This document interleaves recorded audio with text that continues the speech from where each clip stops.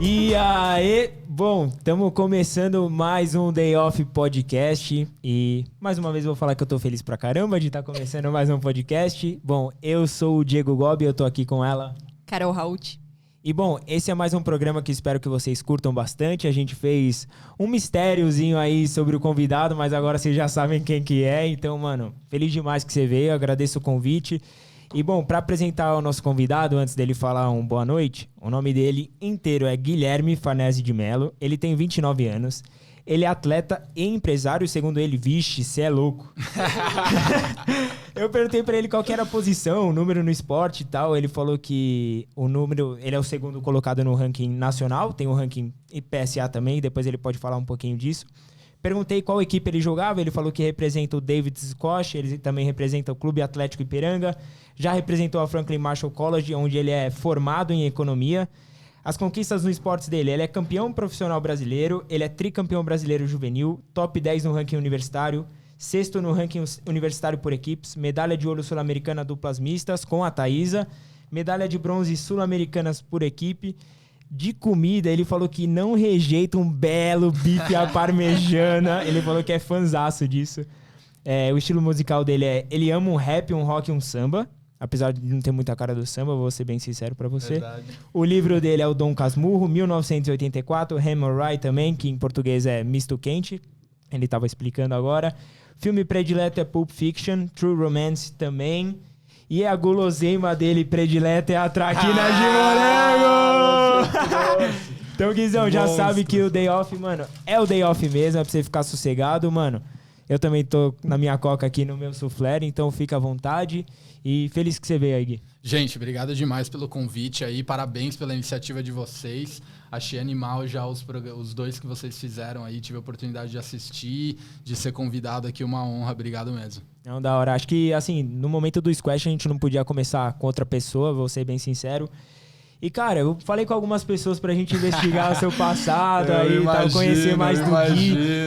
E, assim, até pra gente criar uma sintonia aqui, eu não sei como é que eu te chamo, assim, porque eu sei que em casa você tem um outro apelidinho. Eu te chamo de Guizão ou de Guigui?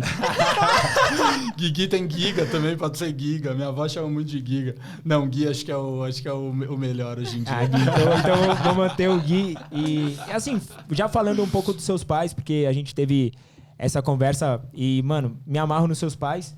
Cara, você começou de cedo também, né? Com quantos anos você começou a jogar squash? Comecei a jogar squash com 8 anos, né? Muito por influência do meu pai. A gente sempre foi sócio do Clube Atlético Ipiranga desde pequeno. E ele sempre ia jogar squash, né? Molequinho, chato pra caramba, quer ficar atrás do pai ali, né? Fazer o que o pai faz sempre. E aí meu pai me levava pra jogar também, mas ele fazia um pouco de psicologia reversa ali, me levava, mas às vezes não jogava comigo, e aí eu ficava muito afim de jogar, sabe? Ficava muito afim de jogar. A gente tá sabendo dessa história. Ficava bravo, que quando ele jogava, ganhava de mim. Isso vocês começaram aonde? No Ipiranga, no Clube Atlético Ipiranga. E aí começou daí, né? Com 8 anos, jogando assim de brincadeira com meu pai e tal. E aí comecei a fazer aula com o Renato Galego, né? Que era o técnico do Clube Atlético Ipiranga. Que tem uma história legal disso, que você falou que começou a jogar. Eu fiquei sabendo, o seu pai falou pra mim que, mano, tipo, do nada o Gui começou a jogar squash e tal. Aí o treinador, que no caso deveria ser o Galego, virou pra ele e falou: legal, Marcão, que você colocou o Gui aí nas aulas de squash e tal. Ele falou: eu não coloquei o Gui na aula de squash. Aí quando ele foi ver, vocês mesmo se inscreveram na aula, mano. Cara, a gente vivia no clube, né? Meus pais trabalhavam e nosso dia a dia, assim, saiu da escola, era ir pro clube. Então a gente aterrorizava aquele lugar, né? E toda a galera do Ipiranga, né? O Rafael, o Vinícius, Murilo, a gente meio que cresceu junto nessa época aí. Então, era isso, tipo, vamos fazer aula, vamos, se inscreve lá, vai, depois a gente vê o que a gente faz, sabe? Depois a gente vê o que a gente faz. É tipo, chegar um touquinho de 8 anos de idade falando que quero me inscrever pra aula. Tudo bem, você tem idade suficiente pra se inscrever sozinho na aula. Quem é o responsável? Pode deixar que eu assino. Mas acho que eu levava jeito, desde pivetinho, assim, acho que eu sabia bater bem na bola, assim, já levava algum jeito pro esporte ali, de alguma forma. Mas, pô, o Clube Atlético Ipiranga tá no meu coração, assim. E seu irmão te acompanhava? Foram vocês dois juntos? Nós dois. Meu irmão, na verdade, jogava tênis, né? Nessa época. Ele começou no tênis. Eu nunca joguei tênis, assim. Nunca fiz aula, nem nada. Seu irmão é quantos anos mais velho? 2 anos e meio mais velho. Então. E ele começou no tênis. Eu assim, não sei porquê, mas eu nunca me interessei muito pelo tênis. E ele, assim, já meio que fazia aula bem antes de mim e tudo. E aí, no clube, a gente começou junto. Ele fazia tênis e squash. Aí depois, acho que uns 2 anos que a gente começou a jogar, ele deixou o tênis de lado. E aí começou a jogar squash. No clube, tinha uns moleques que jogavam muito bem tênis. E acho que meu irmão nunca acompanhou, assim, essa evolução da galera. E ele sempre jogou muito bem squash, desde moleque. Aí ele falou, não, deixa quieto o tênis, vou pro squash. Acho que fez a decisão certa. Ele jogava muito bem, cara. Meu irmão é um dos melhores jogadores, assim, que eu vi na idade dele, e jogava demais. O seu pai, ele jogava squash. Sim. Ele jogava tênis antes ou não? Não, meu pai jogava muita bola antes. Tênis, não lembro do meu pai jogando tênis. Lembro dele jogando bola, arrumava umas confusões lá no clube. Tem umas histórias boas do meu pai também, já arrumou umas confusões lá no clube. Mas não, ele jogava bola. Do que eu lembro, assim, do meu pai era jogar squash e jogava bola e jogava squash com a galera do clube. Tinha uma galera muito grande lá. O seu pai era dessa turma também, sim. O Negrete, o João, meu pai, o Salomão, não sei se você lembra. É que eu acho muito estranho, tipo, seu pai jogava squash, por que ele não colocou vocês já no squash direto? Colocou no tênis? Então, meu irmão jogou tênis, eu nunca joguei tênis, mas acho por uma vontade dele. Por dele, exato. Meu irmão acho que queria jogar tênis, não sei se tinha amigos que jogavam na época. Pela psicologia reversa, eu tava pensando na premiação do tênis, já não deu certo, velho. Com certeza não. Mas assim, do que eu lembro de pequeno, assim, meu pai sempre levava eu pra jogar squash, desde que eu me lembro, assim, de ir pro clube e tal. É que, sei lá, eu frequentava o clube desde que eu tinha uns 4 anos de idade, mas desde que eu me lembro, assim, por gente mesmo, 6, 7 anos, eu já tava batendo bola com meu pai, ele me levando junto, eu enchendo o saco no vidro, ele, quero jogar e tal. E aí seu irmão acompanhava, então vocês começaram a jogar juvenil mesmo, e do tipo... Como é que foi isso, assim? E vocês viciaram na parada? Porque pra mim foi basicamente a mesma coisa. Meu irmão me incentivou, falou que eu poderia, como é que fala, fazer umas aulas e tal. E aí daqui a pouco ele fala, não, você não vai fazer mais aula. Mas peraí, eu já tô com doce na boca, mano. Tô querendo jogar pra caraca. E aí eu ia lá, ficava batendo bola e eu mesmo tive a iniciativa de querer começar a jogar uns torneios juvenis. Sim. Pra vocês forem igual. Apesar de vocês estarem em dupla, acho que era mais fácil a motivação também. E acho que no Ipiranga também tinha uma galera jogando da nossa idade squash e o Galego incentivava muito essa questão de ir pra torneio e tudo mais. E aí, cara, você vai fazendo amigos, você vai, né, conhecendo a galera. O ambiente de torneio é muito legal, né, cara? Principalmente quando você é moleque, assim, você tá com um amigo lá e tudo. A gente começou mais ou menos dessa forma, assim. E aí foi dando certo, assim. A gente foi tendo alguns resultados e tal. E isso acho que também vai dando uma incentivada, né? Você vai querendo jogar, você vai querendo treinar e tudo. Mas a gente começou a jogar, assim, viajar mesmo pra jogar, acho que só com uns 13 anos, 14, assim, é pequenininho, né? Mas desde que a gente começou a jogar, passaram aí uns 4, 5 anos. E aí depois começamos a viajar, fomos pra Argentina jogar, acho que o primeiro sul-americano, acho que foi o primeiro internacional, assim, que eu fui jogar. Mas eu lembro de, tipo, com 10 anos de idade, 11 anos de idade, ir pra Presidente Prudente. Eu, meu irmão e o Léo Arozena até, cara. Levou a gente pra Presidente Prudente, Mas, tipo, pivetinho, né, cara? Minha mãe, tipo, não, vai lá, vamos de ônibus e tudo. Mas acho que isso foi muito legal, assim, até pra o meu crescimento, assim, tipo, cresci de uma forma bem independente, assim, sabe? Desde criança. Meus pais nunca foram aquela coisa de não vai fazer isso, não vai fazer aquilo. Eles sempre foram bem liberais, assim, nesse sentido de, cara, quer jogar, vai jogar, vai fazer o que dá. Vocês mesmos tinham a liberdade no clube de fazer o que vocês quiserem. Ah, não, no clube, cara, assim, era todo dia lá, só molecada, não tinha muita supervisão de pais e acho que nem supervisão da galera do clube mesmo, assim, sabe? A gente tocava o terror ali, cara, tocava o terror. O primeiro torneio que o Gui jogou? Primeiro torneio que eu joguei, cara... Putz, eu não lembro, nossa, cara. Difícil eu de não saber. lembro. Cara, eu sei o primeiro torneio que eu joguei. É mesmo? Não, eu sei também o que eu joguei. O meu foi um da Companhia Atlética. Não, o meu... Vocês jogaram o Mitsubishi Open? Jogamos. Então, eu fui campeão. O Mitsubishi foi o meu primeiro torneio. Eu joguei sexta classe. Pô, foi animal esse torneio. Eu não lembro. Ganhei o primeiro WO. Depois eu ganhei de 2-1 apertado, depois eu tomei um 9-0 9-1. Toma. Esse aí foi no Paulistano, foi um torneio gigante, cara. O português que fez esse torneio. Sério? Eu não lembro. Teve quadra de vidro, tudo. Cara, eu fui campeão de 3 categorias nesse torneio. Eu ganhei... 3? 3, eu ganhei dupla com o Rony. Ganhei juvenil 15 anos, eu acho. E foi mal, eu tô mudando aqui de lado. Tá bom, Fica só fica com a bom. boca nessa Vou porra. ficar parado. Foi mal. O Gui, a gente coloca o microfone na boca Aí eu dele, vou virar. ele vai lá. Foi mal. Eu ganhei duplas com o Rony. A gente fez uma final com o Júnior Cristóvão e o Savério. Ganhei Juvenil 15 e ganhei terceira classe. Foi contra o Carnier na final. Eu acho que tem filmado, ele tem esse jogo filmado, inclusive, cara. Eu sou um toquinho, velho. Ele me mostrou. Eu fui pro Rio, sei lá, no ano retrasado, eu acho. Quantos você tinha? Eu tinha uns... Eu joguei sub-15, eu tinha no máximo 14. O Gui tinha 1,80. Cara, pior que não. Eu comecei a crescer com uns 16 anos, cara. Eu sempre fui muito pequenininho e muito magrelinho. Meu apelido era Costelinha, né?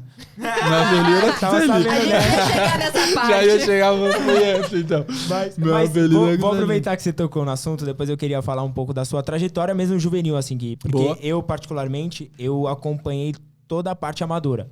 Eu fui campeão de 6ª a primeira classe. Na época não tinham muitos juvenis, então eu fui obrigado a só jogar o circuito mesmo quando eu fui jogar meu primeiro brasileiro, que foi 2010. Eu já era 3ª classe, vai. Entendi. Então foi a primeira vez que eu tive um contato com o juvenil pra jogar mesmo. Até então eram os caras mais velhos. Mas aí, seus pais me contaram, né, que, bom, o apelido Costelinha também não vem tanto, só de você ser magrinho e tal, mas é que quando você era bem moleque, você era bem estouradinho, não gostava de perder, chorava.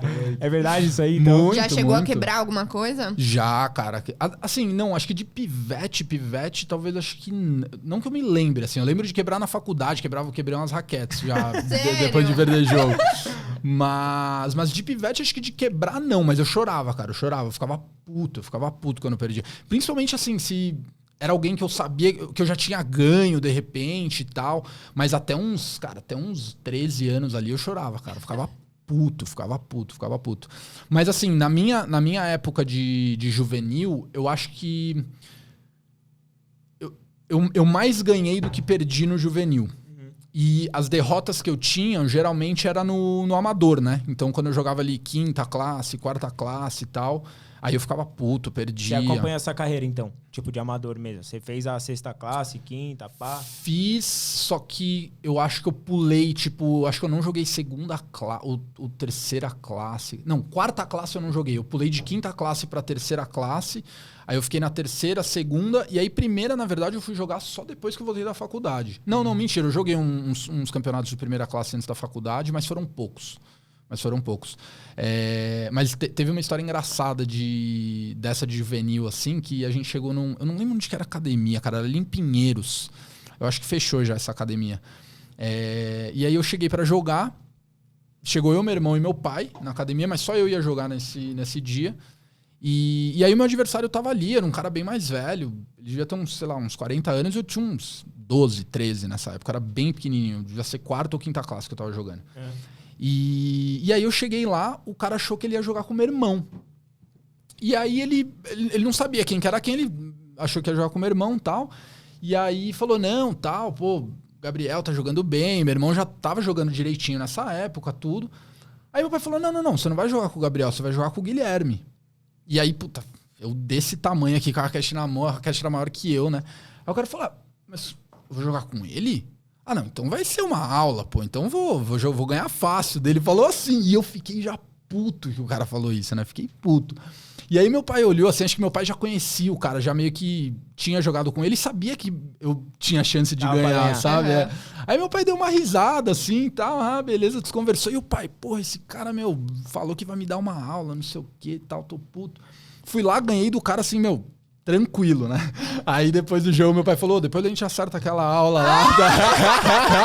Depois a gente acerta a aula, valeu. Nossa, o cara tava louco, né, velho? Esse cara ainda joga? Você Cara, encontrou ele em algum momento? Talvez meu pai saiba quem é, eu não lembro quem que é. Porque se ele quem tá que o assistindo, cara ele tá pensando, devo ou não nego, pago quando puder. Eu ia falar isso. Vamos expor, por favor. Fala quem é. Não, eu não lembro quem que era, cara. Eu não lembro se ainda joga. Meu pai deve saber quem que é, eu não lembro. Eu era bem pequenininho. E você seguia com o mesmo treinador, Gui? Você continuou com o mesmo treinador? Você foi evoluindo e tal? Cara, na verdade eu tive alguns treinadores. Eu comecei com o Galego, né? Cara, acho que nos primeiros 2 anos ou 3 anos, de uns 8 até uns 11, eu treinei com o Renato. no Ipiranga. Aí a gente mudou, né? Minha família mudou do Ipiranga pra Granja Viana. E aí a gente era pequenininho, não tinha como mais ir pro Ipiranga, né? Meus pais trabalhavam e tal. E Granja Viana, pra quem não sabe, é bem longe do Ipiranga. Aí a gente começou a treinar com o Júlio Caseiro. Foi aí que... Na verdade, não, mentira. Aí a gente começou a treinar com o Kiko Frisoni. Treinamos com o Kiko e meu irmão uns 3 anos. Foi ali no Projeto Aqua, que nem existe mais. E aí depois na Vertical. Ficamos 2 anos no Projeto Aqua, depois 1 ano na Vertical. E aí o Júlio veio até nós e aí ele falou, cara, tô com um projeto pra pegar uns juvenis e tal. E aí na época era eu, meu irmão e o Vitor Gornati. Aí a gente ficou treinando, só que o Vitor morava lá em Jundiaí. Ele treinou, cara, acho que uns 3 meses com a gente, mas aí ficou inviável, porque tinha que vir pra São Paulo direto. Excursão. Exato, excursão. E eu lembro que o pai dele, cara, vinha, trazia ele e tal, mas assim, acho que ficou muito puxado pra eles no final das contas. E aí, cara, fiquei com o Júlio até hoje, né? Tô com o Júlio até hoje. Fui pra faculdade, lá eu treinei com o John White 2 anos e depois com o Gavin Jones mais 2 anos. E aí, quando eu voltei da faculdade, na verdade, eu parei de jogar, fiquei uns anos sem jogar. E aí depois, não por conta do Júlio, mas eu tava meio com essa ideia de querer voltar e tal. E o Júlio falou, cara, vambora. Na verdade, ele não queria primeiro. Ele falou, cara, eu tô de saco cheio, não tô afim, não sei se, assim... Pô, se eu for te treinar de novo, eu quero, né, me empenhar mesmo. E eu não sei se eu tô afim, então prefiro não. E aí eu dei uma enchidinha de saco nele. E aí ele falou, não, beleza, vambora. Vai, tio, por favor. Foi tipo isso. Aí ele falou, não, beleza, vambora, tal. E aí em 2017 a gente voltou a treinar mesmo forte. Vamos tentar não pular etapas, vamos voltar a falar um pouco da faculdade. Boa. Como que foi pra você entrar? Tipo, você teve bolsa lá? A bolsa era 100%? Não. Meus pais pagavam uma parte. Só explica, você entrou pelo Squash, né, Gui? Foi, entrei pelo Squash. Então, na verdade, foi assim. Quando meu irmão terminou o colegial, ele foi para os Estados Unidos para fazer intercâmbio, para aprender inglês e tal. E assim, o Júlio, ele tinha treinado o Eduardo Pereira, o Dado, que estava em Trinity já. Ele já tinha conseguido bolsa, tudo. Então, a gente meio que sempre teve essa influência, assim, de, cara, dá para ir fazer faculdade, é um negócio completamente viável, se vocês tiverem afim e tal. Então, por conta do Júlio, assim, ele sempre incentivou muito a gente buscar isso. Aí, quando meu irmão terminou o colegial, ele foi para Boston fazer um intercâmbio lá. Na verdade, viajou aos Estados Unidos, ficou em algumas cidades lá. E aí começou a contatar os técnicos, tudo. Enquanto ele estava nos Estados Unidos, eu fui também morar no Colorado, na verdade. E aí eu fiquei no Colorado, uma cidade super rural lá, tipo, nem tinha squash, eu fiquei praticamente 1 ano inteiro sem jogar. Mas como era o meu 3º colegial, eu sabia que depois daquilo eu já, né, ou voltaria para o Brasil para prestar vestibular e tal, ou eu tentaria faculdade nos Estados Unidos. E aí, como eu tava lá, eu falei, cara, também vou começar a falar com a galera, comecei a mandar e-mail para todo mundo, para os técnicos e tal. E aí tem muito técnico que responde, fala, vem aqui, visita o time. Tem técnico que já tem os recrutas deles lá, tudo pronto, que nem te mandam mensagem de volta. E aí vários responderam, tal. Nisso, meu irmão conseguiu esse contato com o John White na Franklin Marshall e ele entrou 1 semestre antes de mim lá. E aí começou Franklin Marshall e tal. Eu estava aplicando para outras faculdades, porque Franklin Marshall já tinha fechado o time de recrutas dele para o ano seguinte, né? Que seria o ano que eu iria entrar. E aí eu tinha sido aceito já na St. Lawrence University, que é... Que fica onde? Ele fica no estado de Nova York, bem pra cima, né? Bem lá em cima. É divisa com o Canadá mesmo. Tá. Inclusive Frio pra Eu ia cacete. falar muito, bem cara, frio. Muito frio. E assim, o rolê da galera lá é ir pro Canadá mesmo, porque Estados Unidos só pode beber a partir de 21 e Canadá é 18. Então a galera cruza a fronteira pra fazer rolê no Canadá. E aí eu tinha sido aceito lá com bolsa 100%. E, cara, na última semana antes da... Porque tem um período de aplicação para você entrar na faculdade dos Estados Unidos, que é uniforme para qualquer faculdade que você for se aplicar. Tem um período lá de, sei lá, não lembro bem a data, mas é como se fosse de outubro a dezembro, assim, sabe? E aí, na última semana de dezembro, acho que 1 ou 2 recrutas de Franklin Marshall que já estavam dentro do time, eles decidiram não ir. Ou eu não sei se eles foram para outra faculdade ou se eles decidiram não ir mais para faculdade nenhuma. E aí o John White falou, cara, abriu o lugar, a gente consegue dar bolsa, tudo, fala para o seu irmão se aplicar. Aí eu fiz a aplicação para Franklin Marshall na última semana ali, eu já tinha tudo pronto, assim, todos os testes, né, que você precisa para se aplicar para faculdade nos Estados Unidos, que é bem uniforme, também você tem que fazer o TOEFL, aí você faz o SAT ou o ACT, que eles chamam lá, que é tipo o vestibular nosso aqui. Já tinha todas as notas, tudo, tava tudo em ordem. Aí consegui, entrei em Franklin Marshall. Como, assim, óbvio que meu irmão tava lá. Ajuda do seu irmão. Ajuda do meu irmão, e assim, por meu irmão estar lá, eu falei, cara, prefiro muito mais estar com meu irmão, perto, né, e não tá, né, lá na em cima, neve. na neve. Se bem que Franklin Marshall era bem frio também, no estado da Pensilvânia, ali perto da Filadélfia, era bem frio, mas nada comparado com o que seria lá em St. Lawrence. E aí foi isso, aí eu entrei na faculdade um semestre depois do meu irmão. Ele entrou em janeiro, eu entrei em setembro. O que eu acho mais bizarro é que o Gui treinou com o John White, tá ligado? E pra quem não sabe quem é o John White é ex-número 1 do mundo, simplesmente isso, e ele tava treinando a faculdade do Gui. E, cara, o que me chama a atenção bastante, assim, e é difícil não olhar pra você e não conciliar você e Júlio, sabe? Assim, Sim, tipo, a sim. identidade com o treinador, e eu também tenho isso com o meu também. E, cara, eu acho que cada um deve ter te ensinado algo, e eu acho que muito também do Júlio é essa iniciativa de você ter ido pra fora. Porque eu acho que ele te levou pra ir pra fora, a jogar alguns torneios. A Carol também jogou uns torneios com ele. Foi. Na verdade, assim, ó, antes de eu ir pra faculdade, eu nunca viajei com o Júlio pra jogar. Eu viajei, a gente fez uma viagem internacional que foi com a Carol. Que a gente tava junto, mas você já tava na faculdade, Eu já tava né? na faculdade, exatamente. Mas o Júlio sempre teve essa coisa da faculdade, cara. Assim, ele tinha... assim, ele praticamente levou o Dado pra Trinity, né? E o Dado, ele é bem mais velho, assim, bem mais velho. Sei lá, ele deve ter uns 5 anos a mais do que eu. Mas nessa época de juvenil é muita coisa, né? Eu tinha 14, ele tinha 19, 20 já. Então, assim, eu cresci muito com essa ideia de, cara, vamos pra faculdade, cara, vamos se aplicar, tipo, dá pra ganhar bolsa e tudo. Isso foi muito influência do Júlio mesmo. E, obviamente, meus pais também, cara, foram muito a favor disso, né? De, cara, se vocês tiverem a fim de fazer faculdade e tal, e a gente puder contribuir, né? E pagar o que a gente conseguir, vambora, a gente vai fazer de tudo pra ajudar vocês. Então, assim, com certeza, Júlio caseiro de um lado, assim, com a ideia, e meus pais também suportando, porque...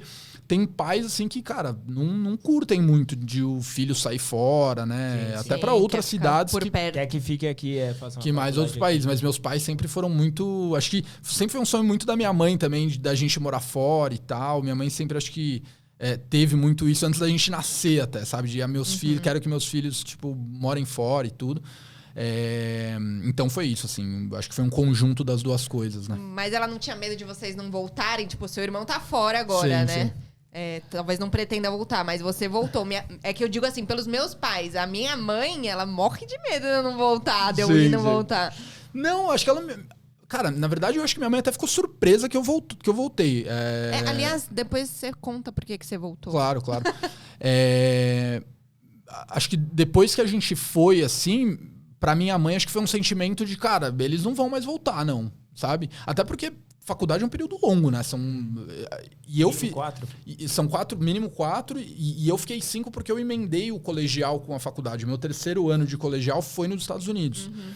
E aí eu voltei pro Brasil, tipo, fiquei, sei lá, 4 meses, né? Entre o colegial e a faculdade, e fui pra faculdade. Voltou. Então, assim, foi um período longo, e pra eles eu acho que já tava, assim, praticamente claro que a gente meio que ia ficar por lá. Meu irmão queria muito ficar nos Estados Unidos, depois da faculdade.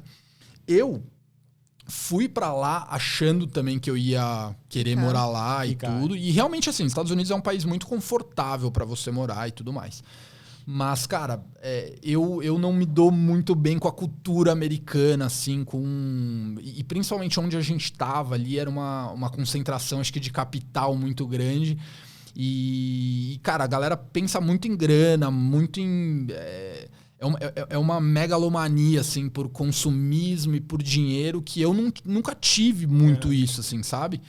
E acho que isso me deu uma brochada de, cara, puta, não sei se é esse lugar que eu quero ficar, sabe?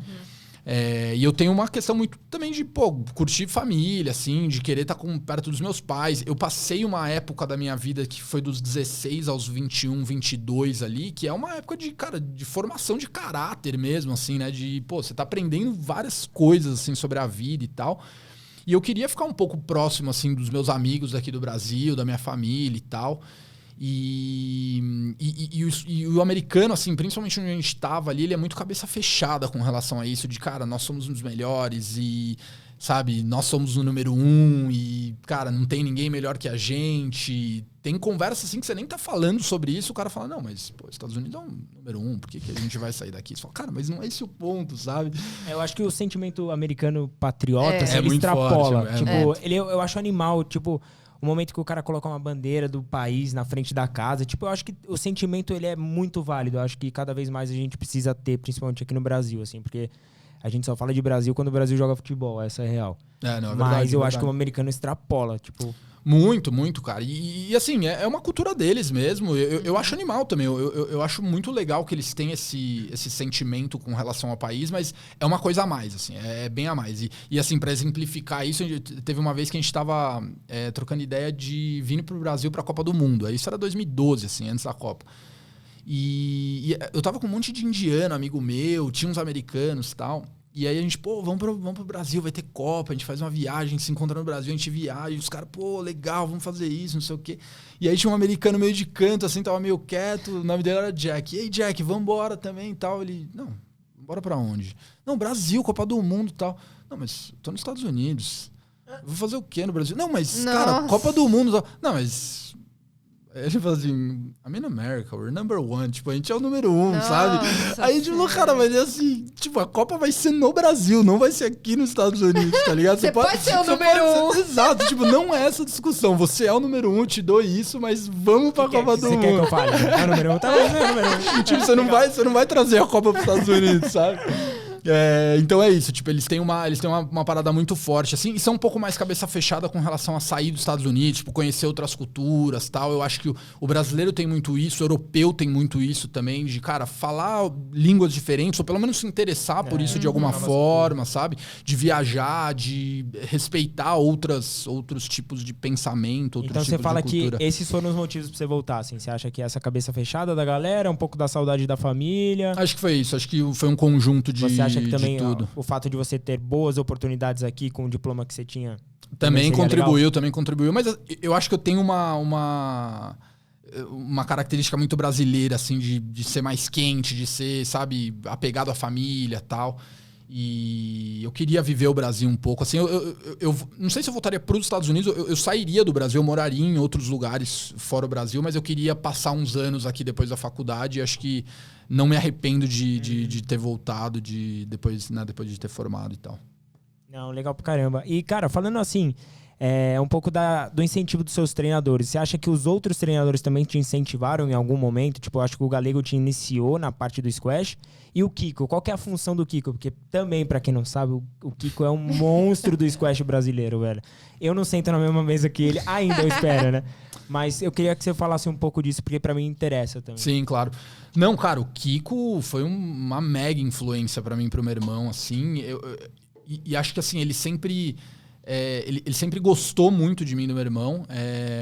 E acho que ele viu um potencial muito grande na gente. Tanto que, assim, meio que a gente começou a treinar com ele por decisão dele, assim. Ele falou, cara, eu quero treinar os moleques porque eu vejo que os moleques têm um potencial e tal. E eu lembro até que, cara, quando você é moleque, você não entende muito, né? Eu não entendia qual que era a grandeza do Kiko no squash quando eu tinha 12 anos de idade, 11 anos de idade.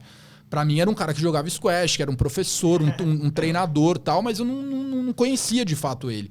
E aí eu lembro que meu pai sentou com a gente pra falar e tal, falou, cara, ó, seguinte, o Kiko, né, quer treinar vocês, ele veio conversar comigo e tal, vocês vão treinar com o cara e não sei o quê. E aquilo foi o primeiro, tipo, pô, Kiko, quem que é esse cara, né? Porque tá falando dessa forma, né? Exato, tipo, tá meio formal a parada. Tem uma reunião. Exato. Não, mas pior que foi bem isso mesmo, cara. Eu lembro meu pai chamar no quarto dele, assim, se era um domingo e tal, falou, ó, tal, não sei o que, o Kiko aí contou essa história.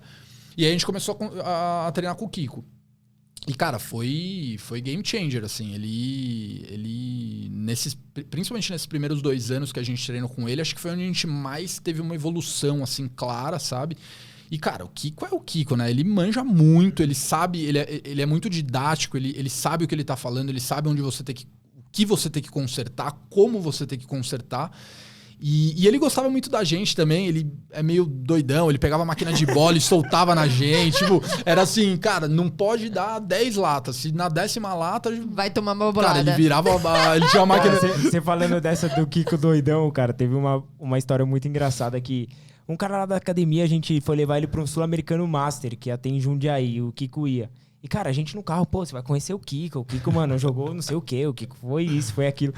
Cara, a gente pisou no clube, o Kiko veio, tava meio que chovendo, o paralelepípedo do clube molhado, ele veio correndo com o carro e, tipo, fez a brincadeirinha legal de frear o carro perto da gente no paralelepípedo molhado.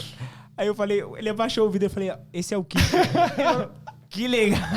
Mas, tipo, esse é o Kiko mesmo. Esse é o Kiko. Essa é a figura do Kiko. E, tipo, ele falava pro meu pai, ele falava, vou bater nos moleques. Se eles erraram, eu vou bater nele. E aí, tipo, dava raquetada. Obviamente, assim, de zoeira, friendly, né? Amigável sempre. Mas, cara, dava raquetada. Eu lembro muito da máquina de bola, cara. Porque ele tinha essa máquina de bola e não tem muita gente que tem máquina de bola aqui, né? Ele era um dos únicos. E aí era isso, às vezes ele pegava a máquina de bola pra fazer uns treinos, cara, e ele vinha com a cara fechada, né? 10 latas, o combinado dos dois. Se um der 7, outro der 3, vai tomar bolada. Aí era isso. Daí ele contava as latas, velho. Dava 10 latas, ele fechava a porta atrás dele. E toma. Aí você tinha que sair correndo. Aí, tipo, ele deixava você sair da quadra, mas até você conseguir sair da quadra, era bolada aqui, ó. Era bolada. Pau, pau. E aquela máquina de bola no máximo. Pau, pau, pau. Kiko é uma figura, cara. Kiko é uma figura. Eu adoro ele. E aí no 3º ano, que a gente tava treinando com ele, assim, cara, vida de professor de squash também não é fácil, né?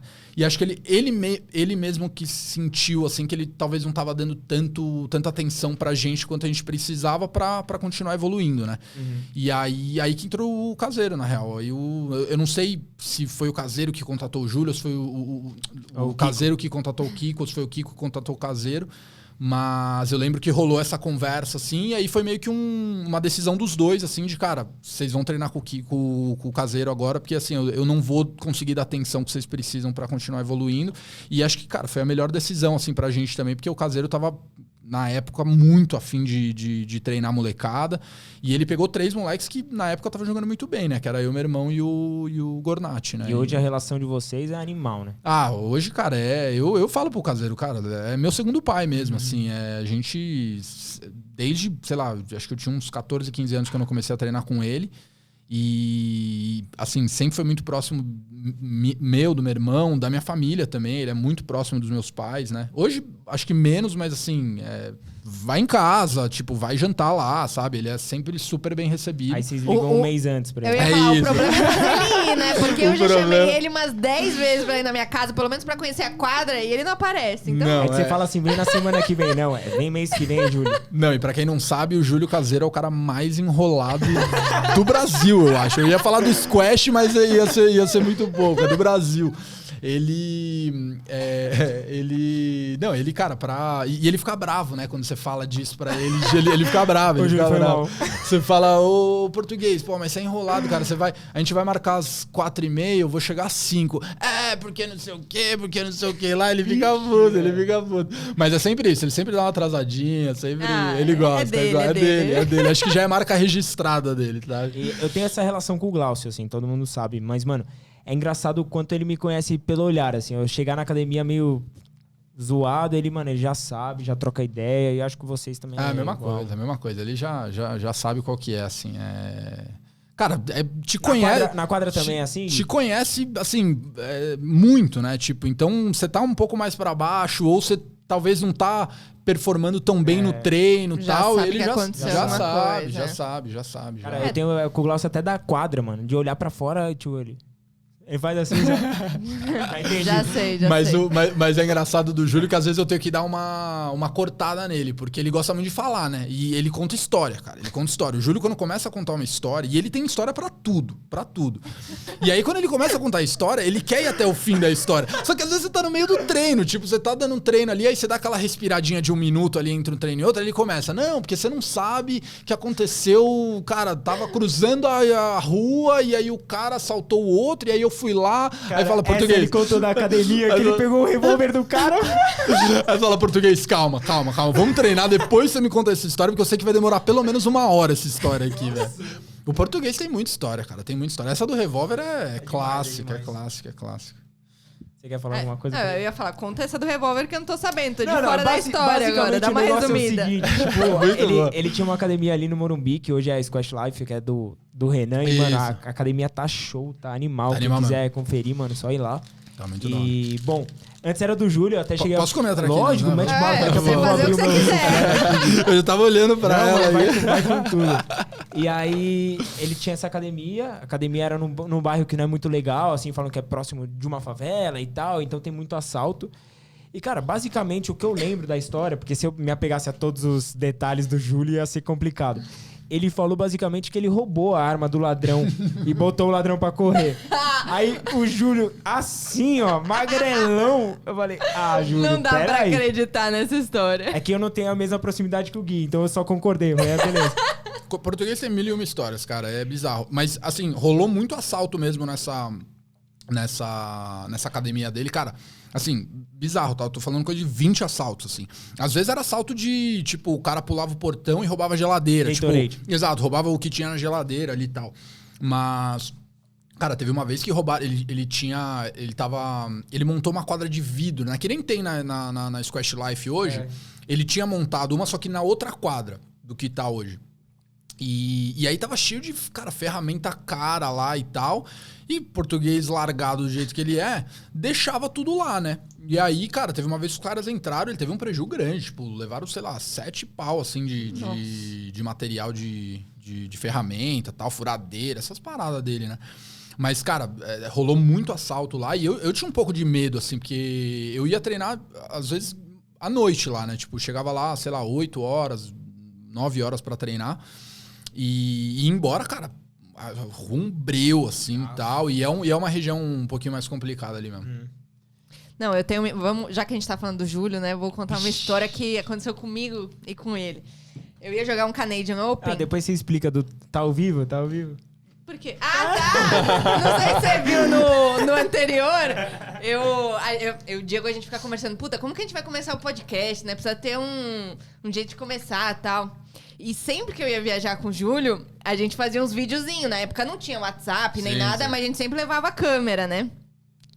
E ele adora fazer vídeo, né? O Júlio adora fazer vídeo. Aí chegava uma hora ele falava, me grava. Aí eu pegava a câmera, começava a gravar ele, daí ele começava assim... Eu estou ao vivo? Está gravando? Eu falei, eu acho que é um bom jeito de começar o podcast. Genial, uma homenagem ao português. É isso. Português, nessa... Falamos das histórias, mas estamos falando bem em português. Não, mas o Portuga tá no nosso coração pra sempre, cara. Ele foi expulso, na verdade, mas essa daí foi injusta com ele, porque a gente tava lá no Scottish, né? Foi em Edimburgo lá. Cara, acho que eu tava jogando uma semifinal. Não. A semifinal eu perdi. Então eu tava jogando quartas de final, eu acho. Eu lembro que era jogo que se perdesse, eliminava já. E aí eu tava jogando com um escocês. E o português tava torcendo ali fora, tipo, vamos Gui e tal, né? Dando aquele suporte e tal. E os caras acharam que ele tava, tipo, me passando coaching durante o jogo, tá ligado? E aí começaram. Eu comecei a perceber já mais pro fim, assim, mas os caras começaram, não pode ficar dando coach, não pode ficar dando... Cara, não tô dando coach, tô torcendo pro meu jogador aqui e tal. E aí, beleza, foi uma, foi duas, foi 3. Aí chamaram o organizador do campeonato, ficou de cantinho ali do lado dele, até que ele continuou, ele falou, cara, não vou parar de torcer pro meu moleque, não sei o quê. Os caras expulsaram mesmo, tipo, ele não viu o final do jogo, por conta de, sei lá, os caras só achando que ele tava me passando instrução. Tô ouvindo alguma coisa, Bate, socorre a gente aqui. Pelo amor de Deus. Tem algum áudio aqui, ó. Tem alguém se comunicando com a gente aí pelo computador. Ele parecia meio indiano pelo sotaque. Mas parou, agora acho que parou. Tava rolando mesmo. Também, cara, bom, enquanto o Martin vai dando uma olhada aí no computador, já vou deixar pro pessoal aí seguir a gente aqui no Twitch, que a gente tem uma meta Vamos ver. A gente tá com meta de 25 seguidores e estamos com 23. Só 2 pessoas só 2, tá seguirem, quase lá. tá muito fácil de bater essa meta hoje, tá bom? Tem um pessoal falando aqui, ó. Apelido do português aqui em Caçapava é Itaquera. Sabe dessa? Não sei, não. Mas acabei de receber uma mensagem em português aqui, ele falou devidamente espancado.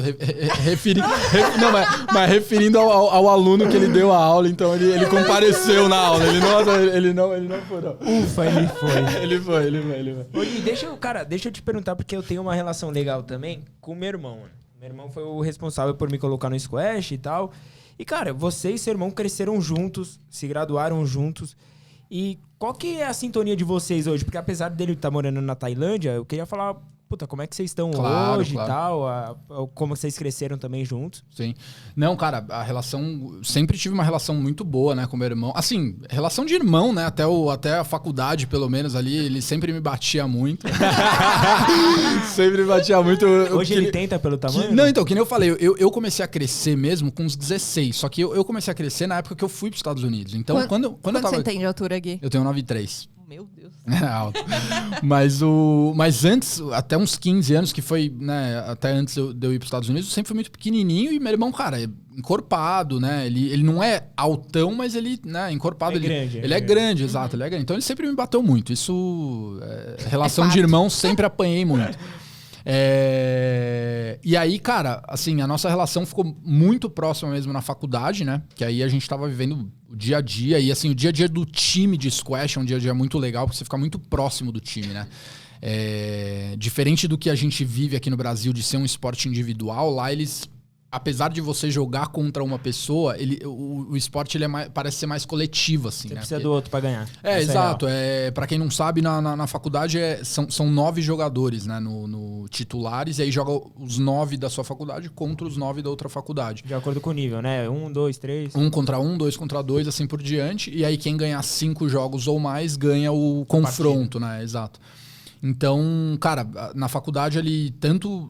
na dinâmica do squash de treino, e ele era 1, eu era 2, então a gente, cara, treinando muito junto ali, né, um puxando o outro pra caramba, quanto na dinâmica do dia a dia, assim, de estudo e tal, porque, cara, você fazer faculdade fora do país, em outra língua, é um negócio complicado, assim, E assim, cara, nos Estados Unidos também tem um negócio que o americano, ele é muito inteligente. Ele parece ser muito mais inteligente que o brasileiro, assim. Pelo menos da galera que eu conheço, assim, sabe? Sério? Os caras tiram uns insights, velho. Eu lembro que tinha uma aula que eu tava fazendo junto com meu irmão, que o professor tava falando alguma coisa, assim, de economia e tal, e aí o moleque teve um insight, assim, de retrucar o que o professor tava falando, só que a gente nem tinha estudado nada sobre aquilo ainda. Cara, eu olhei pro meu irmão e falei, cara, da onde esse moleque tá tirando? Tipo, um moleque de 18 anos de idade falando o negócio dele. Mas os caras são muito inteligentes. Mas, enfim, a gente tinha uma relação muito próxima, assim, de estudar junto, de um se apoiar no outro ali e tal. Então, acho que a nossa relação cresceu muito, né, nessa época de faculdade. E aí, quando a gente voltou pro Brasil depois da faculdade, a gente também saía muito junto, né, cara? Assim, a gente fez a mesma escola aqui no Brasil, então acabamos meio que saindo com os mesmos amigos, a gente conhecia a mesma galera e tal. E aí ficamos, acho que uns 3, 4 anos aqui no Brasil juntos depois da faculdade. E aí ele foi pra Singapura, na verdade. Foi o primeiro país que ele saiu, né, depois que ele saiu fora do Brasil. Mas hoje eu falo muito com ele, sei lá, eu falo toda semana, a gente se liga, né, se atualiza, assim, pô, o que tá rolando, tal. Ele tá mudando de emprego agora, saiu da Heinz, ele ficou 4 anos na Heinz, 4 anos na Heinz, e aí agora foi pra uma empresa que produz leite de amêndoas. Nossa, que chique. É uma startup lá, uma empresa que tá começando lá, aí ele tá na Tailândia, mas ele vai ter que se mudar de volta pra Singapura. Aí tá nesse processo aí, ele, a esposa e a cachorrinha dele. E ele bate um squashzinho ainda? Cara, ele joga, ele foi campeão tailandês lá e tal. Joga. Não, e cara, ele voltou pro Brasil e foi campeão. No ano que você foi campeão brasileiro profissional, ele foi campeão brasileiro primeira classe, não sei se você lembra. Verdade.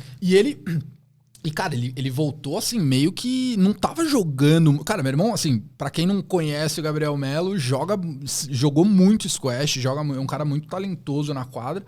Mas ele ficou ele saiu do Brasil, cara, em 2015, talvez. Então ele ficou aí uns 3 aninhos sem treinar, sabe? Como você deveria pra ganhar um campeonato de primeira classe. E aí ele voltou cara, bateu uma semana de bola aqui no Brasil e ganhou de todo Já mundo. voltou a mão. E ganhou de todo mundo.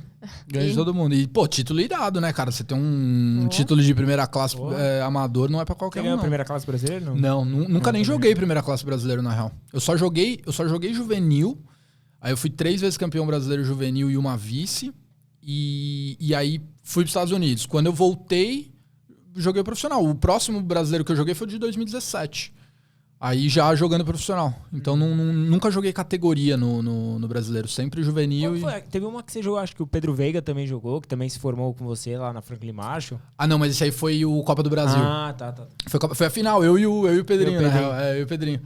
Foi um Copa do Brasil, foi em BH. Aí tava, pô... Na verdade foi o primeiro torneio que eu joguei depois na volta, exato, na volta. Porque eu fraturei o meu tornozelo em 2016, aí no final de 2016, fraturei jogando bola. Aí nesse meio tempo que eu tava recuperando, que eu na verdade foi uma entrada, né? O moleque entrou no meu tornozelo e quebrou. Aí beleza, fiquei esse tempo recuperando, tive que ficar 6 meses meio que de molho, né? E aí nesses 6 meses foi quando eu falei, cara, vou voltar a jogar squash, vou voltar a treinar. E aí voltei a jogar em 2017, que foi quando eu fiquei bom pra voltar a treinar, tipo em fevereiro, março de 2017. E aí esse campeonato foi em junho, eu acho. Então foi o primeiro campeonato, assim, sério mesmo que eu joguei depois da volta. E tava a galera toda, a galera do Ipiranga, o Vinícius, o Murilo, o Diego, quem mais tá? O Pedro Veiga tava lá jogando, galera de primeira classe, o Sidney, o Carnier. Teve uma galera boa, fiz uns joguinhos bons lá, cara. Fiz joguinhos bons, foi um torneio legal. Boa, vamos sair um pouco do squash agora? Bora. Gui, conta um pouco, tipo, o que você tá fazendo da vida, você tá trabalhando, porque assim, hoje você é atleta profissional, só que, porra, atleta profissional de squash aqui no Brasil não sobrevive, né? É foda. Então conta um pouco como que é a sua vida fora do squash. Claro. E segundo a descrição aqui, ele falou que ele é empresário. É, empresário, tô esperando essa história aí. Não, vou até mandar um abraço pro meu sócio, Caio Pratos, ele deve estar assistindo, ele é a noiva dele, a Dorinha. Cara, eu sempre trabalhei com recrutamento e seleção. Me formei em economia, mas depois que eu voltei para o Brasil, comecei a trabalhar com recrutamento e seleção, que é mais dentro da área de recursos humanos, né? Basicamente, contratar executivos para empresas.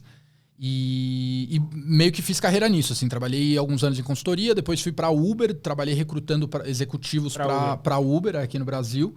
Entrei bem no início da operação, lá em 2016 e tal, e pô, entrei, tinha 30 pessoas, saí, tinha, sei lá, quase 2.000, então foi um crescimento gigante, assim, e foi bem legal ter participado desse crescimento, assim, de empresa e tal. Mas em 2019, em 2018 eu já tava meio querendo, assim, focar bem no squash, assim, e aí em 2018 eu falei, cara, eu quero ficar um tempo jogando só squash, então eu vou meio que fazer um planinho aqui pra eu guardar uma grana e poder ficar jogando. E aí, quando foi no final de 2018, eu decidi, falei, cara, em abril de 2019 é quando eu vou ter essa grana que eu, né, fiz o plano pra ter e vou sair fora. E aí saí da empresa, minha mãe ficou super triste, não queria que eu saísse e tal, meu pai apoiou, mas hoje minha mãe também super de boa. E aí, cara, fui jogar squash, basicamente. Rodei alguns campeonatos por aí, fui pra África do Sul, joguei o Sul-Americano, fui pra Praga, né? A gente ficou junto lá em Praga um tempo também. E a ideia, na verdade, em 2020 era de voltar pra Praga, né? Eu tava com um plano de, em abril, voltar pra lá. Só que aí a pandemia bateu, todo mundo sabe aquela história toda, e aí parou. Aí, nesse meio tempo, um cara que trabalhava comigo na Uber, que é o Caio Pratos, que é o meu sócio no Banana Jobs, ele falou, cara... eu tô com uns clientes aqui e tal, né? A gente bate muito a ideia de recrutamento e seleção. A camiseta é propaganda? A camiseta é propaganda. Não, pior que não é. Essa camiseta eu ganhei da mãe do Caio. Da mãe do meu sócio, ele me deu. Mas eu faço propaganda com ela.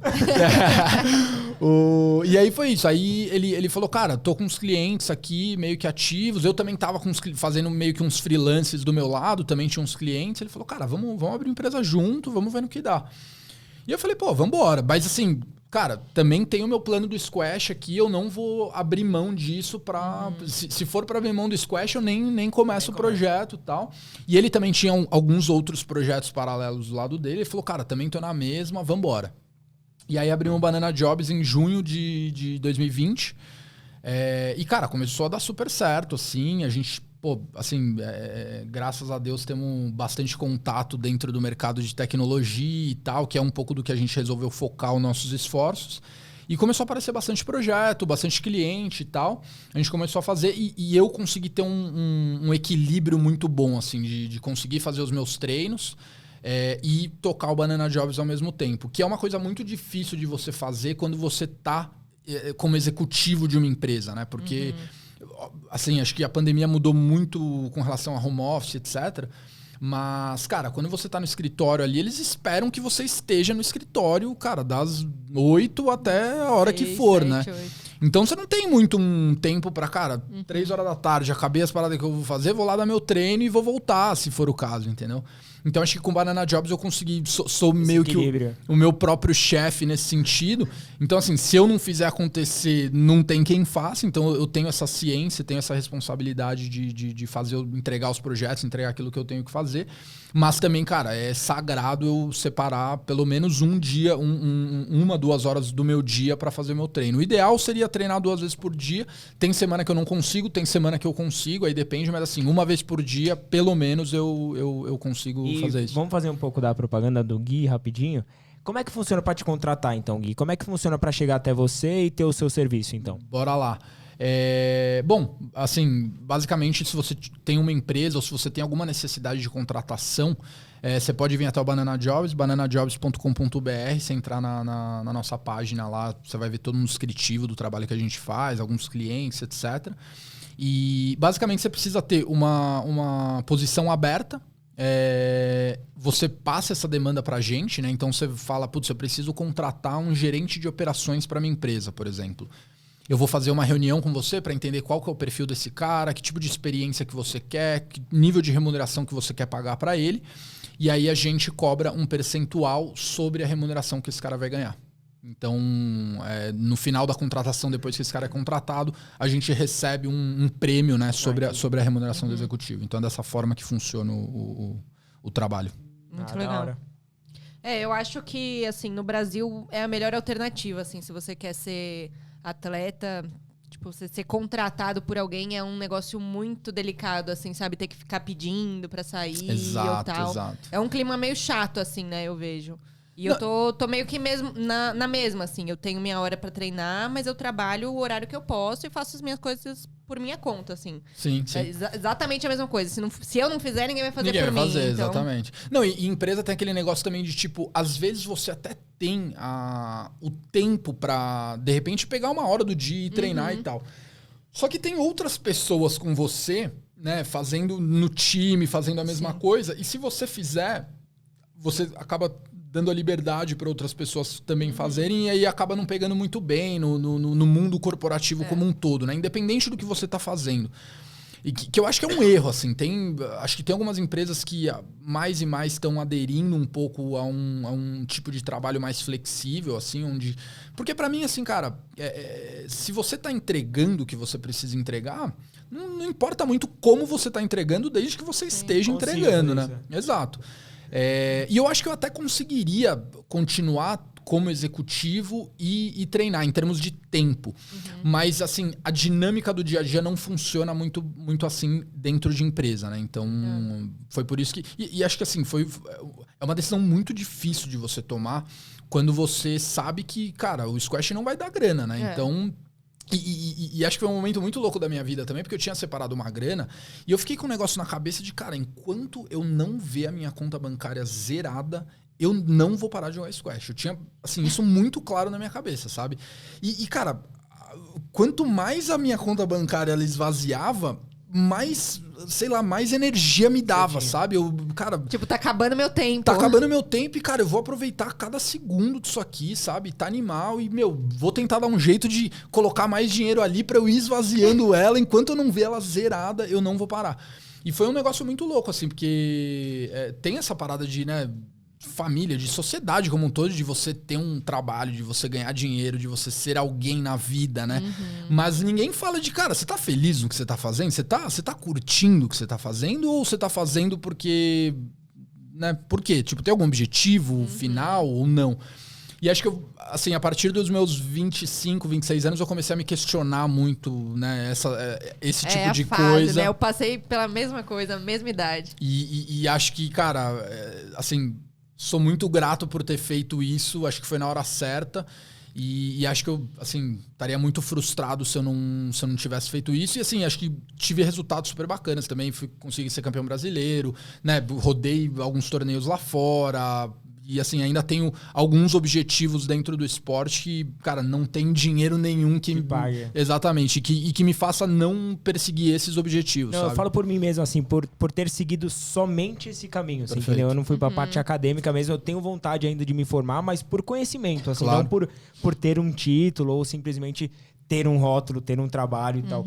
E, cara, eu não tiro uma vírgula do que aconteceu comigo, assim. Eu sou grato por tudo que eu vivi, por todas as derrotas que eu tive, por tudo, assim, que me fizeram crescer animal.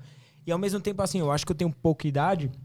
E se você pegar um cara de 25 anos ainda, eu acho que não teve a mesma experiência que eu tive. Que se eu falar que hoje Mesma no meu vivência, passaporte né? eu tenho mais de 20 países, falo 2 idiomas, pelo menos, falo espanhol também. Então, tipo assim, são coisas que eu acho que são impagáveis. Sim, com certeza. E acho que, assim, obviamente todo mundo tem a sua história, todo mundo tem o seu propósito, né? Mas o que eu percebo muito, principalmente no mundo corporativo, é que, cara, parece que as pessoas não se perguntam muito isso. De, cara, eu tô curtindo o que eu tô fazendo, eu curto o meu chefe, eu admiro a pessoa que tá acima de mim, aonde eu quero chegar, sabe? Parece que não tem muito um fim, assim. A galera tá meio que no automático. Cara. E eu, cara, assim, tinha um negócio de... Cara, eu não quero isso pra mim, sabe? Eu acho que não é nem questão de não se perguntar. Eu acho que a galera tá numa zona de conforto que só de pensar em talvez mudar, ela prefere ficar ali odiando o chefe dela, porque a maioria tá ali odiando o chefe dela, descontente com o trabalho. Eu vi isso muito na época que eu tava pra sair do Itaú, que foi a época que eu comecei a me perguntar também se era isso que eu queria. E eu vi a galera tudo na minha volta, assim, tipo... não gostando do que tava fazendo, sabe? E eu ficava me perguntando... Por que você tá fazendo aqui? Exato, então... vai. E assim, eu ainda tinha um escape muito forte do squash, né? Cara, eu sabia que eu tinha um nível, eu sabia que se eu realmente investisse um tempo ali, frutos poderiam sair, né? E o Júlio teve uma influência muito forte também, porque quando eu decidi fazer isso em 2018... antes de sair e tudo, né? Antes de tomar a decisão mesmo de vou fazer isso, eu perguntei, falei, Júlio, o que você acha, cara? Tipo, você acha que vale a pena? Você acha que dá pra ter resultado e tal? Assim, ele acreditava muito mais em mim do que eu mesmo, exato. Ele falava, cara... Meu, vambora, velho. Tá esperando o quê? Vambora. Quando que a gente começa? Tipo, qual que é o objetivo? É ser campeão brasileiro? É PSA e tal? Vambora. Vamos logo. Tipo, o tempo tá passando, velho. O tempo tá passando. Então ele foi... Precisamos esvaziar essa conta aí. Exato. E ele... Então ele foi, assim, um cara muito... Sempre foi, né? Mas acho que principalmente nessa época, assim, de tomar uma decisão que não é fácil de ser tomada por, né, N influências que estão sobre você ali. Ele foi um cara que nem pensou, assim. Ele falou, tá, beleza. E aí? Vambora. Se é pra fazer... Amanhã às 4? Exato. Aí era 5, né? Porque ele ia chegar atrás. Marcava às 4, mas eu já chegava às 5. Mas não, ele foi uma influência muito forte mesmo, assim. Porque, cara, eu tive muita gente ao meu redor falando, cara, você é louco, meu, o que você tá fazendo da sua vida? Para com isso não vai te levar a lugar nenhum. E eu falava, cara, não é que não vai te levar a lugar nenhum, mas é o que eu quero fazer, é o que eu sinto que eu preciso fazer, sabe? Se eu não fizer isso agora, cara, daqui a 5 anos eu vou olhar pra trás e vou chorar por não ter feito, né? Então, acho que foi uma decisão que eu sou muito grato de ter tomado ela na hora certa.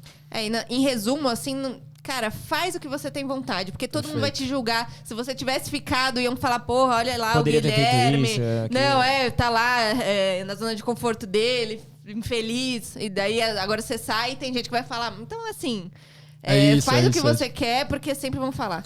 Cada um tem a sua história, ninguém pode julgar ninguém nesse sentido, porque, cara, você não sabe o que o outro tá sentindo ali. E o que é importante pra você não é importante pro outro e vice-versa. Né? E aproveitando esse momento, eu queria que você trouxesse uma memória, assim, que você fala que é inesquecível. Quer falar? Deixa eu trazer aqui o que pediram. É um pedido. É um pedido. Aqui, ó, Rafael... Jarrold, sei lá. O Rafael Barros, Arantes, Rafael Barros, claro. Eu queria falar o nome do time aqui, mas não posso, Rafa. Que é? Esse é o sobrenome dele? É Rafael Jarrold. Não sei se é Jarrold ou Jarrold, mas a gente chama ele de Rafael Barros. A única coisa que eu posso falar em relação ao Rafa é que você já bateu muito nele. Muito. O Rafael apanha. Fiquei sabendo que a cozinha era o ringue de boxe. Rafael apanhou muito, mas eu amo ele de paixão, dos meus melhores amigos. Por muito, assim. Ó, ele pediu aqui, ó. Salve, rapaziada, só feras. Gui, conta pra galera a história da mãe da egípcia que jogava sub-13 no Mundial. Conta essa cena aí. Detalhado. Não, mas é uma história tensa, Na verdade, não foi. Ele errou no campeonato, só que não foi no Mundial, foi no British. Você tava nesse campeonato, inclusive. Tava, mas não. Acho que você, na verdade, tava eu e meu irmão só nessa hora. Cara, chegamos lá no British Open, em Sheffield, né, na Inglaterra. E aí, porra, animal, tamo no British Open, Júnior, não sei o quê. Ficando com o Nick Matthew, que eu fiquei sabendo. Fiquei na casa do Nick Matthew, foi isso mesmo. O John White fez a conexão lá, fez a ponte. A gente ficou na casa do Nick Matthew, que pra quem não sabe é 3 vezes campeão mundial, é um ícone no mundo do squash. E aí, beleza, chegamos lá na academia e tal. E aí, eu e meu irmão, lembro que eu cheguei com meu irmão assim, e aí chegamos na quadra de vidro, na quadra central lá. E tava rolando um jogo sub-11, cara, de feminino. 2 menininhas, assim, cara, minúsculas, a raquete muito maior que elas. E elas estavam jogando, e assim, eu cheguei, e elas estavam jogando super direitinho, sabe? Pra 2 crianças de 10 anos. E aí, eu e meu irmão chegamos e a gente falou, cara, olha isso, que animal. Tipo, 2 menininhas jogando, super bonitinho e tal. Vamos sentar aqui pra assistir, pra ver como é que tá esse jogo. E beleza, jogaram, a gente ficou o primeiro game ali pra assistir. Acabou o primeiro game. A menina saiu da quadra, e a menina que tinha perdido o primeiro game saiu da quadra e sentou do nosso lado, assim, tava bem pertinho da gente. Cara, a mãe dela chegou nela assim, ela não falou nada, ela deu um tapa de mão aberta na cara da menina. Que, cara, assim, eu fiquei até meio... Sabe quando dá uma embrulhada no estômago, assim? Que, cara, uma criancinha, sabe? Uma criancinha. Não. E, ela veio de mão aberta, assim, pau, deu uma mãozada na cara dela. A menina já começou a chorar na hora, né? Nossa, acabou com o jogo da menina, né? Pior que ela voltou e ganhou o jogo. Ela voltou e ganhou o jogo. Mas, assim, aquilo foi tão forte. E, assim, Egito, né? Com toda a parada do squash e tal, que é um esporte super forte lá. Eu acho que tem essa cultura de agressividade dos pais serem muito rígidos com as crianças e tal. Mas, assim, foi um negócio que, cara, caiu muito mal. Obviamente, acho que em qualquer ambiente cairia mal. Acho que talvez, não sei se no Egito é normal pra eles ou não, mas, assim, cara, eu e meu irmão, a gente ficou absolutamente chocado. E aí a gente foi no organizador, falou, cara, rolou isso, ela deu uma mãozada na menina e tal. E aí eu acho que eles até foram lá, chamaram a atenção da mulher, eu não sei o que... Ela deu um tapa no organizador. O que levou depois. É você. Vai, venha, pau.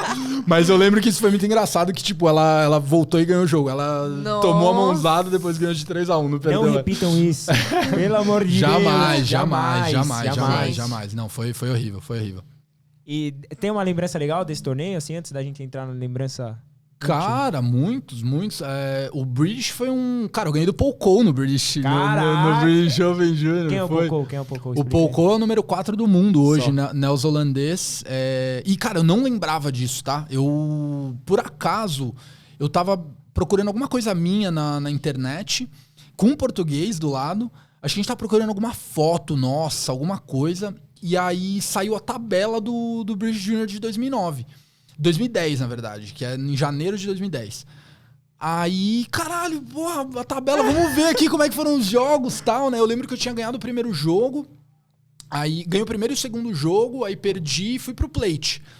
E aí a gente tava vendo o plate e tal, aí acho que no terceiro jogo do plate tá lá, Guilherme Melo 3, Paul Cole 0. Eu falei, nossa, deu um pau no Paul Cole, que irado.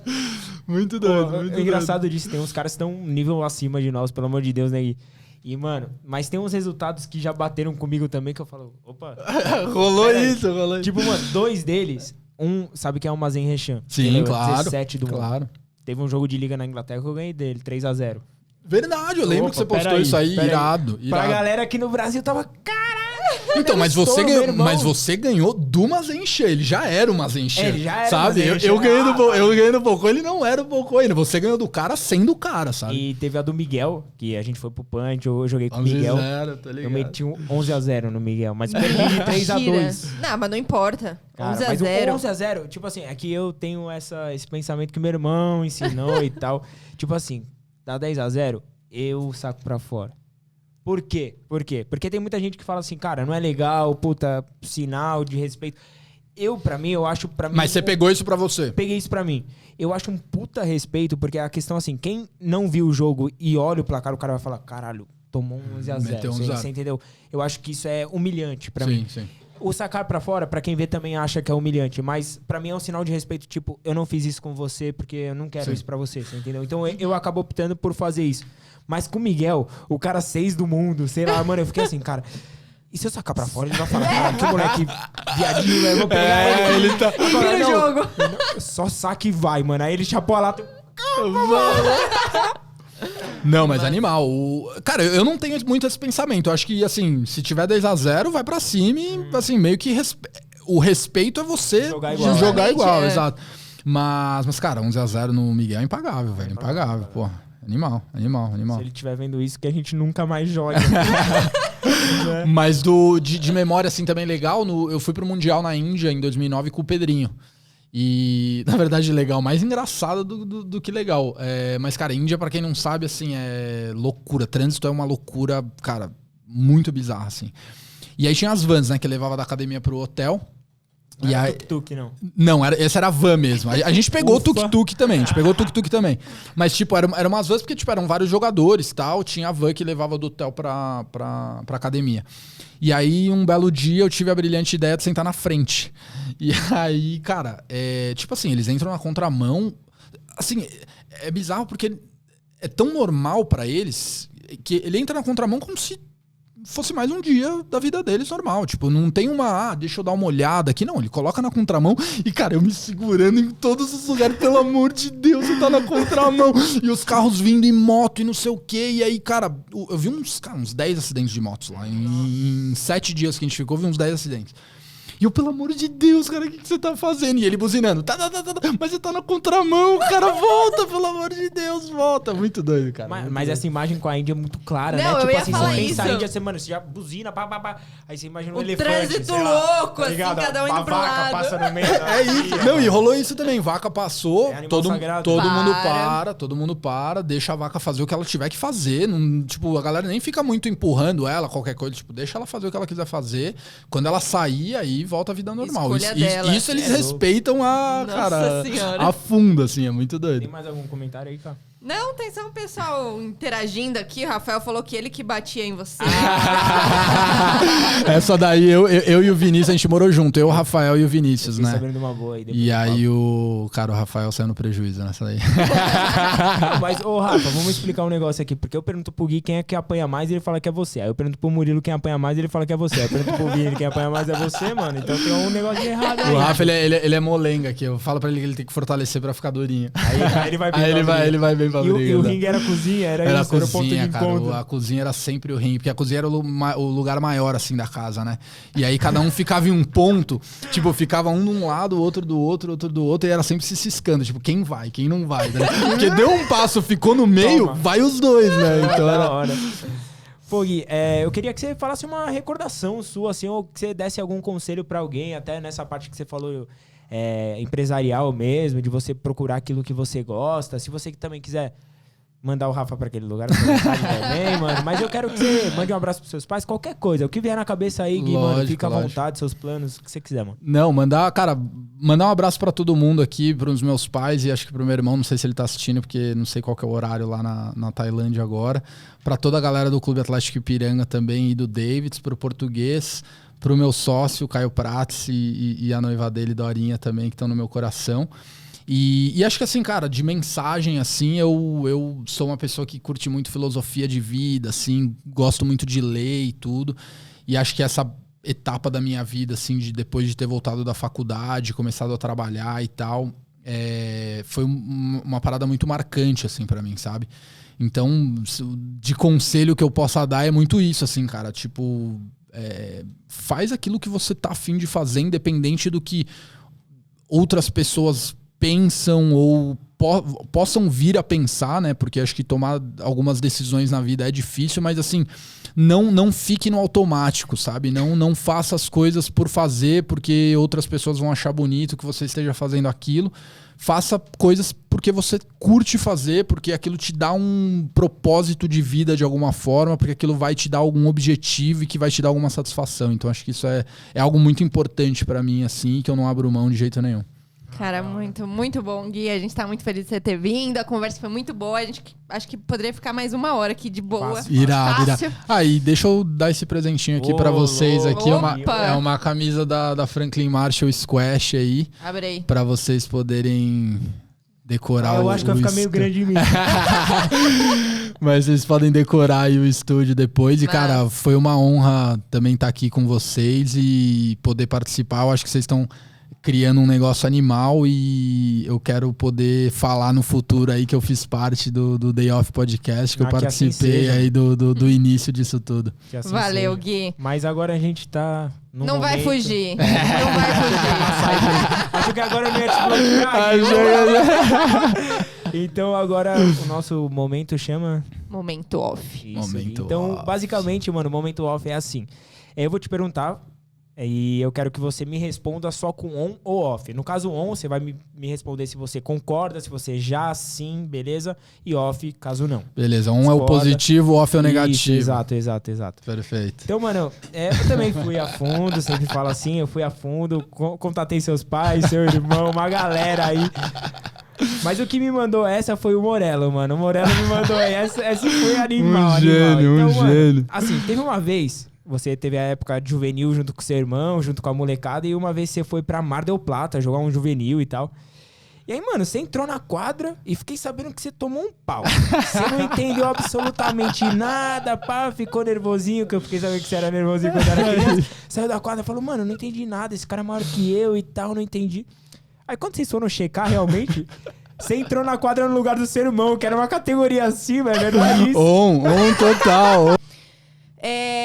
Mas eu fiquei sabendo que na época que você tava nos dormitórios lá, o seu roommate, ele era o dealer da faculdade. É verdade. Explica Total. essa história aí. É verdade, cara, é verdade. Um dos meus roommates, ele era um dos dealers da faculdade. Inclusive, teve uma vez que Explica os pais... o que é dealer, pra quem não sabe. É quem vende droga, né? E ele, cara, acho que... Eu não sei, ele era da Califórnia e tal. Eu não sei se ele fazia isso já antes ou não. Mas foi engraçado uma vez porque os pais eram 4 pessoas no quarto, né? E aí os pais de um deles iam vir pro quarto. E aí ele falou, cara, dá uma segurada aí, não sei o que e tal. Aí ele falou, não, beleza, fica tranquilo que não vai ter nada aqui, não sei o que. E aí quando os pais chegaram, cara, tava um cheiro de maconha no quarto muito forte. E aí ele... Né, eu nem tava na hora que os pais deles foram no quarto. Eu lembro de chegar depois no nosso quarto lá. E ele falou, porra, meu, você fumou maconha no nosso quarto e tal. Aí ele falou, cara, mas eu não fumei nada, não tava, nem sei o que tá acontecendo. Aí ele falou, não, é que acho que tinha chegado pra ele um pacote. E, cara, tava um cheiro bizarro. Mas eu nem sei se os pais deles perceberam. Acho que foi mais tipo... Do moleque que os pais vieram falar, porra, meu, avisei você e mesmo assim você fez, sabe?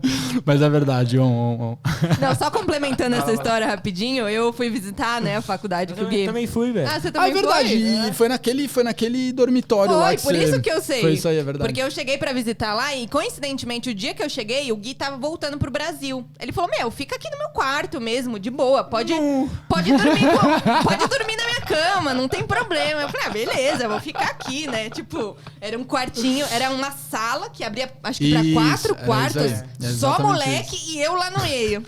Aí eu, não, beleza, de boa. Aí eu fui dormir na primeira noite, aí não parava de entrar gente na madrugada. Eu falava, mano, o que tá acontecendo? Aí no outro dia acordei, eu fui dar uma olhada, tinha vários potes assim, eu falei, mano, o que eu tô fazendo aqui?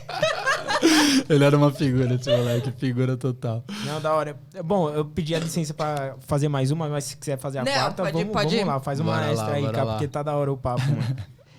Cara, você chegou a morar com seus amigos aí, eu fiquei sabendo que, pô, morou com o Morello, morou com o Arantes também, então era uma dupla Era bem uma legal, que eu sei baguncinha. que o Morello ficava invadindo a cozinha pra roubar achocolatado, o cara comia achocolatado com a colher, fiquei sabendo dessa. Mas, na verdade, a relação de vocês era bem amigável, muita porrada. Muita. Em uma dessas, um encontro no ringue, na cozinha, fiquei sabendo que você bateu no Arantes, o Arantes bateu a cabeça. E ele, pra revidar, ele pegou uma garrafa de Aperol e atacou em você. Só que a garrafa não quebrou na parede, né? é verdade isso? Total. Não, foi engraçado. Essa daí, acho que foi a única briga que a gente teve que foi mais séria, assim. A gente sempre se batia, mas era... amigável. Se bater de amigo mesmo, se bater pior que é mesmo. Tipo, não é nada sério de, tipo, perder a amizade, sabe? Muito pelo contrário. É muito de, tipo, se bater e se zoar sobre Nossa, isso. me confortou isso. Mas teve essa vez que rolou. Não lembro, cara, eu não lembro direito o que aconteceu, que eu fiz com ele, mas... Não sei se eu empurrei ele, o que aconteceu, e ele bateu alguma coisa. Não sei, cara, ele virou assim, foi na hora. Ele virou... Nem pensou, ele pegou a garrafa e tacou. E, cara, a garrafa, ela bateu na parede, assim, ó, não quebrou. E aí eu fiquei puto. Eu falei, você jogou uma garrafa em mim, você tá maluco? Podia ter me matado, seu louco. Aí a gente ficou a noite sem se falar, mas aí de manhã eu já fui lá, falei, foi mal. A gente é amigo, tá tudo bem. Bom, eu vou fazer mais uma, mas essa é suposição mesmo. Extra, tá? Essa é extra Vai lá. suposição. Até agora só teve uma, vamos ver se vai ter, ó. Porque todas essas a gente Já já sabia sabe, a história, já sabe. sabia a resposta. Agora é suposição. Até eu tava conversando em casa outro dia, né? E meu cunhado quis ver quem que era o Gui Mello. Aí mostrei a foto e tal. Aí... Enfim, lá vai a suposição. Em algum campeonato fora do país, já acharam que você era egípcio? Off. Achar que cara, acontece muito aqui no Brasil, assim, da galera achar que eu sou árabe e tal. Mas fora do Brasil, não. Nunca rolou, não. Ou se rolou, não me falaram, assim, sabe? Tipo, vieram me perguntar. Mas aqui e meu irmão namorou uma turca, uma ex-namorada do meu irmão é turca. E ela falava, cara, se você for pra Turquia, você tá em casa, você é turco. Tipo, você é o que a gente vê lá, sabe? Então acho que eu não sei de onde vem essa influência árabe, mas tem uma afeição, né? Tem uma afeição muito... A barba ajuda pra caramba. Então, Além do conversando quê? lá em Além do casa, quê? eu mostrei sua foto dele. Nossa, é a cara dos caras lá do Egito. Mas meu pai tem um pouco, assim, mas eu não sei, de família que eu saiba, não tem ninguém. Se tiver, tipo, acho que é gerações bem passadas, assim. Mas não, todo mundo me fala isso, cara, tipo, você é árabe, velho. Você veio da Arábia. Bom, Gui, então, mano, só agradecer que, mano, foi da hora demais esse papo. Espero que você tenha curtido mesmo. Demais. Então, gente, esse é um muito projeto do meio da obrigado. Carol. Então, vocês já sabem, toda quarta-feira, às 7 horas, tem Day Off Podcast. Semana que vem é mais uma pessoa que vai vir aqui. A gente vai fazer um misterinho aí nas redes sociais. Claro. Mas pra acompanhar a gente, sabe que é ao vivo no Twitch, às 7 horas. Estamos colocando também no YouTube todas as conversas, os cortes também legal. Vai saber que se a gente coloca um corte do Gui lá, que ele bateu em alguém, sei lá, qualquer coisa desse tipo. Mas espero que vocês tenham curtido. Eu tô curtindo pra caramba. E você, cara? Isso aí, só agradecer o Gui, o papo foi muito bom. E, bom, vamos ver se a gente chegou na nossa meta aqui. Boa, meta de seguidores 25, estamos com 27. Ufa. Chegamos. Aos poucos. Valeu demais, gente. Obrigado pelo convite aí. Muita sorte pra vocês nesse projeto aí. Acho que tem tudo pra dar certo. Parabéns mesmo. Valeu, Gui. E é isso. Tchau pra todo mundo e fiquem com Deus. Valeu, Beijo. pessoal.